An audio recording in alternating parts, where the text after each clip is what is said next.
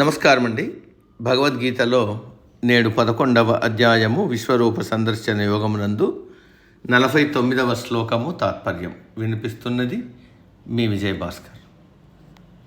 మాతే వృథా మాచ విమూఢభావో దృష్ట్వా రూపం ఘోరమీదృన్నమేదం వ్యపేతబీహ ప్రీతమనాః పునస్త్వం తదేవ మే రూపమిదం ప్రపశ్య.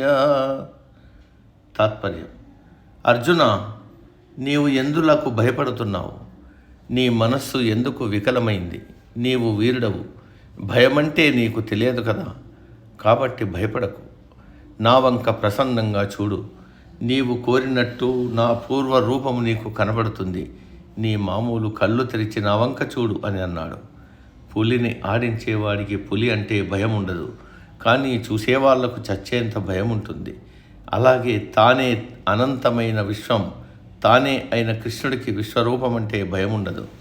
కానీ అర్జునుడు ఆ విశ్వరూపము, కాలస్వరూపము, భయానకమైన రూపము చూసి వణికిపోతున్నాడు. రక్తం మనం ఎప్పుడూ చూడం, అది ఒక్కసారిగా గాయం నుండి కారుతుంటే కొంతమంది స్పృహ తప్పి పడిపోతారు కూడా.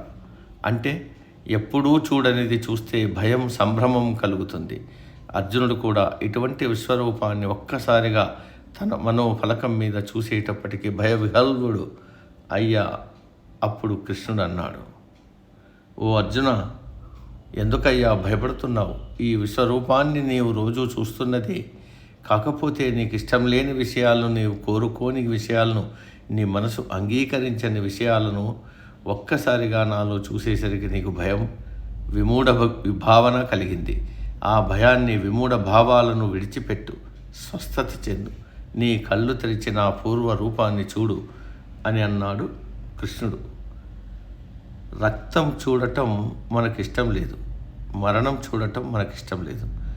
అలాగే అర్జునుడికి భీష్మ ద్రోణులు చావడం ఇష్టం లేదు, కానీ అటువంటి వారు మృత్యుముఖంలోకి వెళ్ళడం చూసి తట్టుకోలేకపోయాడు.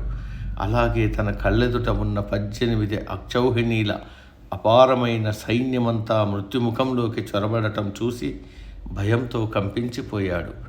ఎందుకంటే ఇవేవి అర్జునుడికి ఇష్టం లేదు. అర్జునుడి మనసు అంగీకరించదు. మనకు కూడా చెడు కల వస్తే పెద్దగా అరచి లేచి కూర్చుంటాం. అర్జునుడి పరిస్థితి అలాగే ఉంది. కానీ కృష్ణుడు వీటికంతటికీ అతీతుడు, భయమంటే తెలియనివాడు. అందుకే అర్జునుడిని భయపడవద్దు. నీ వంటి వీరులు ప్రతిదానికి భయపడటం మూఢత్వం అవుతుంది. ఆ మూఢత్వాన్ని వదిలిపెట్టు అని బోధించాడు కృష్ణుడు. కృష్ణుడు తన పూర్వ రూపంలో ఏ విధంగా కనిపించాడు, అర్జునుడు ఏ రూపం చూశాడు అనే విషయాన్ని మనకు చెప్పాల్సింది ఒక్క సంజయుడు మాత్రమే. అందుకే సంజయుడు ఇలా అంటున్నాడు. నేటికి సమాప్తం. తదుపరి శ్లోకం రేపటి రోజు. సర్వే జన సుఖినో భవంతు. అందరూ బాగుండాలి, అందులో మనం ఉండాలి.